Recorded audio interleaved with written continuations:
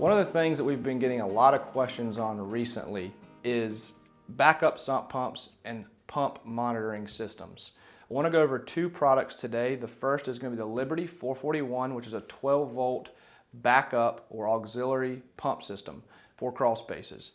It's a kit. It comes with everything needed to do the install, minus the 12-volt battery, which is going to be a marine deep cycle battery, and minus your primary pump, which your Crawlspace does offer. The 441 kit is going to come with your backup pump.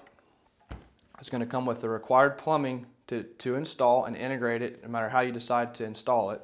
It's going to come with a built-in charging system, which is great. It allows you to not only charge your battery, but also monitor the battery from inside the home, and it also gives you the ability to monitor the auxiliary pump for operation and functionality. And the final thing it's going to come with is going to be its own independent float. This is going to allow for the pump to be set to operate when and if the primary pump in the Crawlspace fails. It has a number of different setup options. It can be set level or at the same level as the primary pump, or it can be set in line with the primary pump above it in the same basin, essentially to run when the water surpasses the float on the primary pump. The second item I wanted to go over today is going to be the Liberty Puddle puck. This is a neat little tool from Liberty.